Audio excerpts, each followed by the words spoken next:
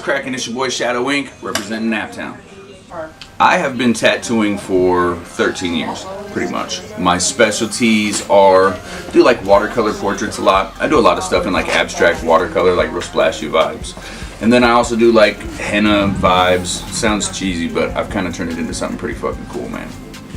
Kind of like freehand shit. I do a lot of freehand. I do portraits. I do biomechanical. I pretty much do every style, but right now the things that I'm mastering and kind of the things that people are flying from other states and countries and shit for are a lot of watercolor and a lot of like ShadowInk henna vibes, just like freehand henna shit. I've been an artist my whole life. I would say since I was like 2 years old, and I think tattooing was a logical pursuit, pretty much because I was pretty fucking hood and didn't have a lot of money and didn't have a lot of outlet to. I was gonna go to art college. I think I never really wanted to go, but I had the poor kid scholarship, so I could have gone to school for art if I wanted to.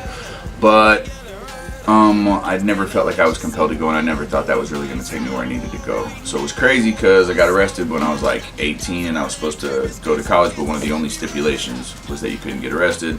Got arrested for doing some shit that I believed in fully. So anyway, so I represented the concept of what got me arrested. I didn't feel like I did something wrong, theoretically. So conversationally speaking, not pursuing college made me go straight into art right out of high school. And I wanted to be a tattoo artist since I was in like fucking 6th grade. So I started pretty much at that point pursuing tattoo art. And then I made the transition into being a tattoo artist. I'm self-taught, so I started tattooing as soon as I could get my hands on a machine when I was like 17 years old. And I got my first shop like maybe a couple years later, something like that. My favorite part of tattooing is connecting with people. I love people, man. I like sitting down and hearing people's stories and just vibing out with them. I read a lot of. If I have a major in art, then I have a minor in psychology, and I like understanding people and working with people, and I get to hang out and vibe with people and like hear their stories. And while I'm talking to them, I'll ask them a question and then kind of like figure out who they are and then have conversations about their life. I like uplifting people and kind of motivating people to be on positive shit too. So I get like a nice access. I have 8,400 clients. So when I sit down with people daily, I get a nice chance to just kind of connect with them in their life. And if they got issues, I like helping them with them. And just really people, man. Art is like an awesome tool to be able to navigate meeting all the amazing people that I get to meet. You feel me? The only thing that sucks about tattooing is not being able to be on a beach somewhere with your mom.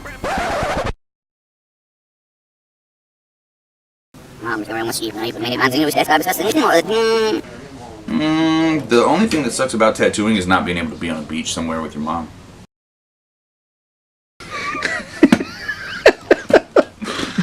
She's a beautiful woman.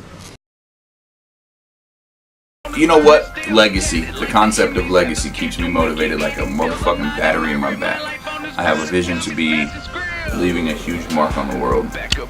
No pun intended. Artistically, motivationally, philanthropically, you know what I'm saying? Like I like the concept of helping people a lot, man. So that motivates me. Starting like the toy drive and starting just helping people, homeless mission, the toy drive, just pretty much all the stuff that helps people is a huge motivating factor, man. I never realized, I knew I had a big reach, and music-wise, music blew my name the fuck up. Like, music is literally like the driving force behind a lot of everything I've done since that point. No, I started making music. I've been writing since I was 6, and I've been drawing since I was 2. So these are the two things I've always been empowered and impassioned by.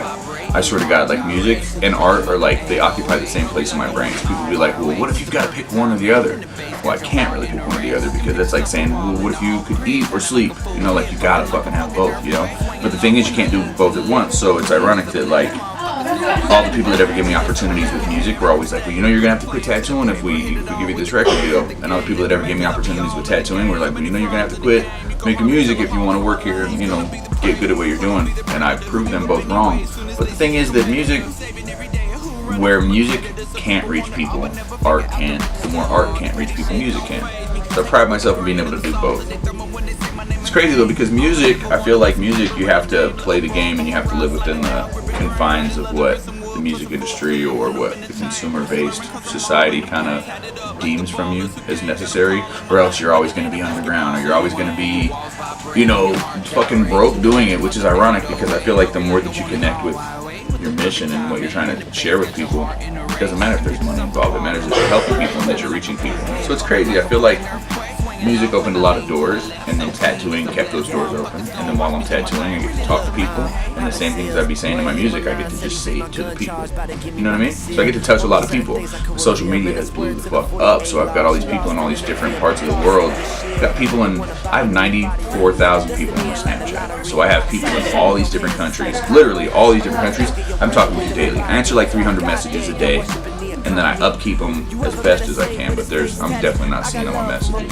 So I try just kind of talking back and forth with people all day long. And so if I make a song, I get to shoot it out to 90,000 people on one social media. So when I'm talking my positive, motivational shit, I've got like a huge audience for it. So it's kind of like, even though music has been a huge passion, even though I'm not focusing full force on music right now, I still get to have that connection with people, which is the real reason I'm making music in the first place. I don't know, man. Rap, I've got like my OG legend, favorite rappers like Andre 3000. And then I got like my homies that are rappers that I love, like Kasky and Ritz and motherfucking, I don't know, Kasky and Ritz, I guess. I don't know, but I wouldn't call them my favorite. Like on a daily, I listen to a lot of different people, man. I listen to a lot of different people. I feel like the concept of having a favorite rapper got traded in when the world decided that music was gonna be so like here today, gone tomorrow. So it's easy to love the greats because the greats made bodies of work that had left a legacy. So like Tupac, like I didn't listen to a lot of Tupac when he was alive, but I feel like the longer that the more that I grow, the more that I listen to all the music out there, I feel like Tupac was pretty much trying to share the same kind of message that I'm trying to share, which is just uniting people and realizing the problems in the world and trying to fix them with his words. You know what I mean? So I feel like I love Tupac, but that's like a cliche answer. I love Andre 3000, that's like a cliche answer. But all the new guys are kind of like condiments, you know what I'm saying? Like they're literally like fast food, and you're asking me what my favorite meal is, you feel me? Oh, by the way, NF, I love his music. NF is like a Christian rapper, but you don't hear it. It doesn't sound like he's rapping Christian rap. He's a fucking genius. I'm just a fan of integrity, man, and authenticity. So my favorite musicians might change. I might hear your album one time and you become like my new favorite rapper. I've been getting tattooed by Mike Cole recently. Mike Cole, McMaster Mike on Instagram. He was a big inspiration. I got to meet him. He's like got a lot of artistic integrity. And then Roman, I liked Roman a lot for a long time. Roman did a bunch of stuff in my arm and my neck. So Mike did some stuff in my arm and my neck. Nico is one of the best portrait artists. Val Blue Tattoo. She's in like Poland or something. She's fucking amazing. I could name you like literally like in tattooing, it's just like music. That's like saying who's your favorite rapper, but now there's like 1,000 facets of rap. So the same thing with tattooing. You know what I mean? Like I love Salvador Dali, like my favorite artists, my favorite painters and shit like that. Salvador Dali and H.R. Geiger have always been like two of my favorites. They're two men that were able to get the notoriety and the fame for their artwork while they were still alive. Like literally some of the only people in our lifetime that have ever been able to get themselves known for their art before they died and without having to die to get known for their art. Basquiat, I didn't really like his art that much. Basquiat was one of the only people in like the hip hop world. Like he was the only famous black painter that ever like blew the fuck up from our culture. He blew up in Brooklyn, I believe, from New York. And he was around, like, fuck Madonna. He was around in, like, Fab Five Freddy and Madonna, like, that time period. But and he linked with Andy Warhol, and they made some collaborative shit. And he was, like, a hood-ass kid who was, like, early 20s. And Andy Warhol was, like, a gay old man that was, like, super fucking famous and super known for his weird styles. And they meshed, and they made this amazing, like, cross-collaboration style. And then he died, and they both died. And now his paintings are worth like $30 million, and all the rappers like fight to buy his artwork, like his artwork represents money. So it's not even a money pursuit that art is for me, but I think in our world right now, money is the way that you judge how successful somebody is, and I think that I strive for that same success that these guys had, but I don't want to have to die to get there, and I like the legacy that they had, but I feel like my legacy I want to have more to do with the mission that I'm speaking instead of just the art that I'm painting. You know what I'm saying? My online game is pretty strong, I think. I don't know, I trap out social media pretty well. I don't really have any crazy specific tactics other than just being consistent, being constant. I've done a lot of traveling. To market and promote myself in the last maybe a couple of years, music-wise, I started releasing albums right before everybody quit believing in physical CDs. So I was lucky enough, I sold 13,000 copies of my first album hand to hand in my town. And like people fucking supported it, and the music spoke for itself, and it became like, I don't know, the legacy of my first album in Indianapolis is like, I don't know, I feel weird even saying it because I'm not a bragging kind of person, but the people will tell you like it lived on a lot longer than a normal local first album ever would. But I put a lot of effort into it. So at that point, I kind of initiated a fan base. And then when social media kind of took over, I just kind of started supporting it and pushing it through online. But I feel like I never had as much push as I did in the beginning. And then as far as social media goes, as I'm pushing tattooing, that's kept a lot of those doors open, and then those doors have let me push my music. So in the last couple of years, I found a way to travel the world without having to go broke to do it. So I've been on an airplane 38 times this year, more than that. I've been out of the state 38 times this year.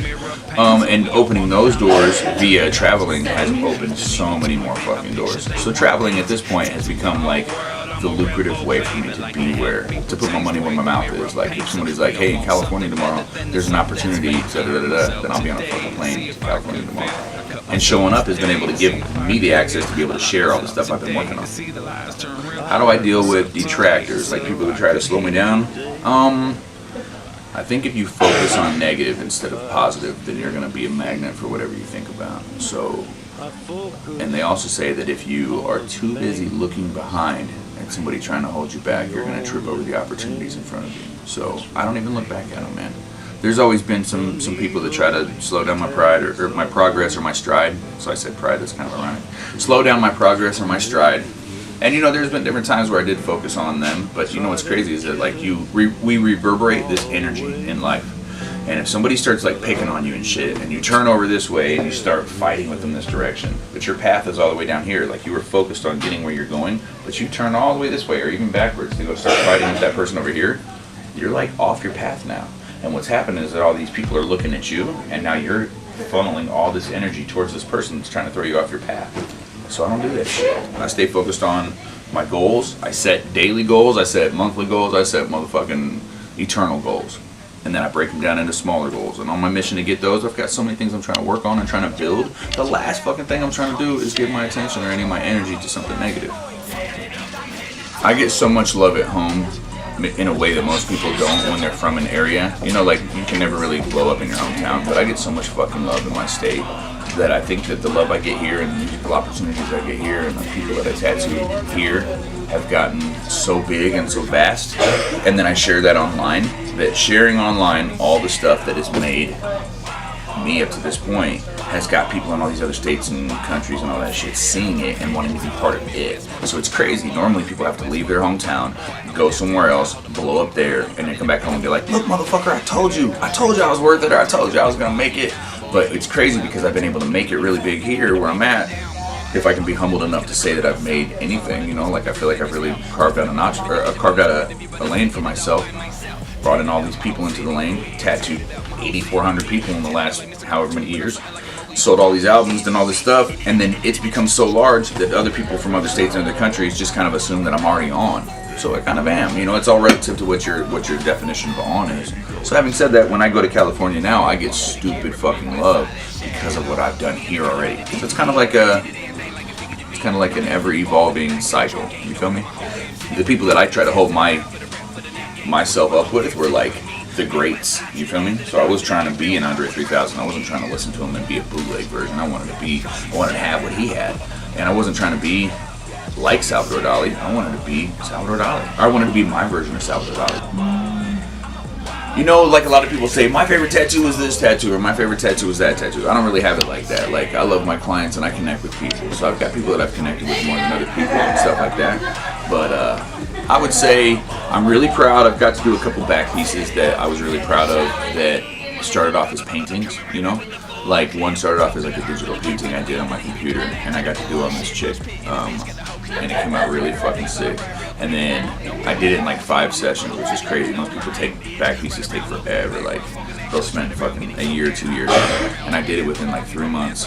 And she had a bigger back, and it was like literally her whole back. And it was like a woman's face and a skull blended together where they shared one eye, which is crazy because that's caught on huge. I was the first one to do it, and I posted it on my Instagram. And what's crazy about the tattoo community is that Instagram connects all of us. So if somebody else figures something out, we all kind of like feed from that, you know? So I was the first person to take the left eye of the woman and the right eye of the skull, blend them together. And so it pretty much was like a three-eyed thing, but it was kind of like a metaphor to it, like showed the duality, and it showed like life and death and, you know, shit like that. I did that, and then as soon as I finished it, I got so much fucking love for it. It was like one of my biggest, most loved tattoos online. And as soon as I finished it, she got tricked by her boyfriend into killing him and shooting his wife or his mistress in the face. So she literally left the shop, and like the next day, and we had talked about stuff like he was treating her bad and he was like hitting her and shit like that. And I just was trying to give her positive motivation, how not to give into it and shit. And she always had a gun on her, and I was like, "Very careful with that shit." She's like, "I'll be fine." She's like, "Nobody's messing with me." And then she pulls up to the house, and he's there with his chick, his mistress, at her crib.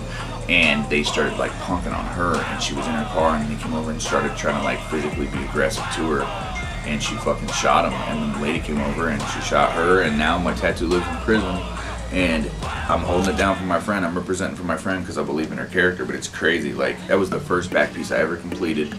This is like 2 years ago. First back piece I ever completed. Because a lot of people will start heavy on something and then just kind of, you know, they'll work on their sleeve then, or they'll get distracted, or their money won't continue, or they get real known for getting the back piece and then they just won't finish it. They're not as motivated. She was somebody that was like start to finish. All right, I'll be here twice a month until this motherfucker's done. We knocked it out quick. Now it lives in prison. So that one sticks out to me in a big way. I try to get my dick sucked. You know what I mean? I feel like if you can't have that release, you know, you can't be walking around with all that nut. You know what I'm talking about? I would never really say that. I try to say it with a straight face on, but it's just the first thing came to mind. It's a good answer. Type shit, yeah. I'm gonna look up at you. I'm sorry I said that.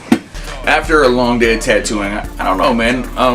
For the first time in like maybe 9 years, I am single, and instead of taking that time to go out and wild out and bang a bunch of bitches and do a bunch of stupid shit that will negatively affect my career, my future, I decided to be celibate for a while and to start putting all this effort, time, and energy into my goals. So I go tattoo for like 8 or 9 hours, and then I go home, take a shower, make some food, and then I paint or draw until like 6 in the morning.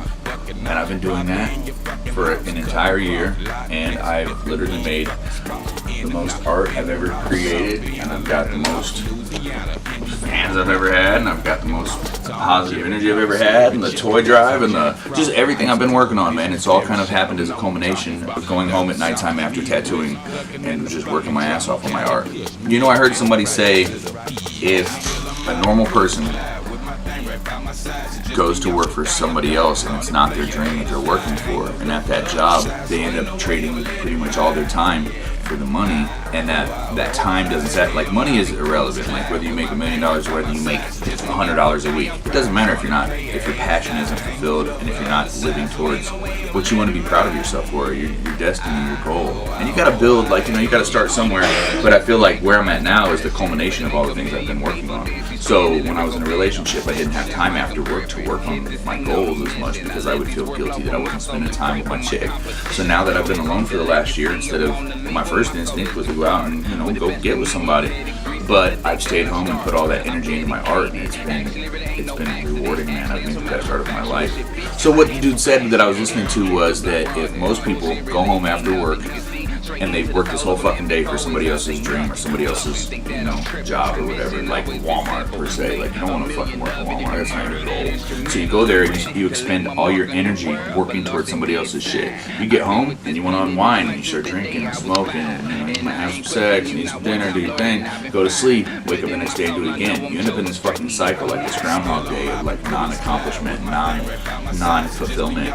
And so the dude said, if you want to get to a place that people can't really achieve, you have to do what people won't do. So I work 8 or 9 hours a day at my company. Like I built this business. I work here, and then I go home and I work towards my other goal for like 7 or 8 hours. So what he said was, if you do that consistently, then you're pretty much living 2 lives at once, and you're going to get twice as far as anybody that's only going to their daily job and then going home and unwinding. I don't really get to unwind. I have like 4.5 hours that I sleep. I'm pretty high strung, you know, so like I'm not always in the greatest mood. I mean, I try to be in a very good mood, but you know, if I get upset about something, like it's hard for me to hide it because I don't have a lot of sleep and there's not a lot of cushion there.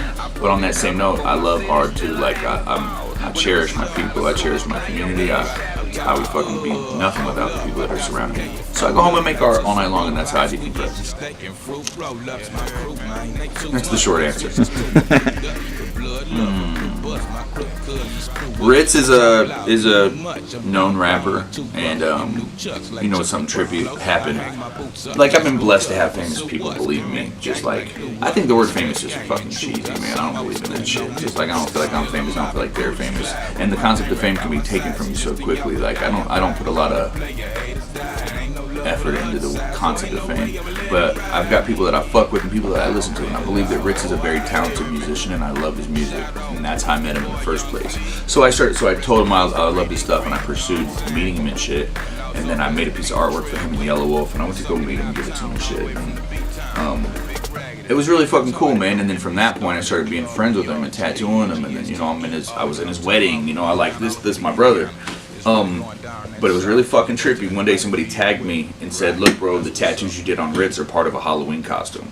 So I got this picture that Ritz they'd made a Halloween costume for Ritz, and all kinds of people had bought it, and in the Halloween costume were like the tattoos I'd done on them. It was fucking awesome, man. It was like life imitating art, imitating life. Like it was trippy as fuck, man.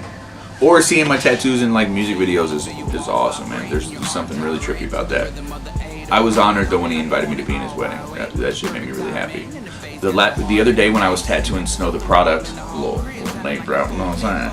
I was tattooing Snow the Product up here at the shop, and while I was tattooing her, we're talking about life and just law of attraction. And I talk about law of attraction to fucking anybody that will listen. I'm talking about law of attraction with her and shit. She was like, you need to come on tour with me and share this knowledge with my team. She was like, I'm traveling with like 25 of my fucking relatives and all my homies. She's like, and they're wild and they're crazy, but they're good ass people. She was like, I really think that if they thought more like this, they could all go farther in their life. I was like, I would be fucking honored to. So I hopped on the tour and went with her and shared my knowledge and shit. She just called me like 2 days ago and asked me if I wanted to come back out to California. So I think I'm gonna go back out there and go chop it up and go share some positive energy with my people. So it was really cool, man. I'm really humbled that people that have those platforms believe in me the same way as the people that are in my town. It's really fucking awesome, man. I'm blessed. Holler at your motherfucking boy, ShadowInk, on Instagram /ShadowInk, ShadowInk. ReverbNation.com /ShadowInk, iTunes.com /ShadowInk, motherfucking SoundCloud.com /ShadowInk, YouTube.com /ShadowInk. Como se dice? Twitter is MFShadowInk, just MFShadowInk. My Snap is really booming, so my Snap is probably where you want to follow me, just ShadowInk. My Facebook, even though Facebook is whack and outdated, I keep mine super motherfucking lit. So my Facebook is, you can just type in ShadowInk Tennyson, TENNISON, and my shit will pop up. Shout out Soul Music TV. Holla at your motherfucking boy Shadow.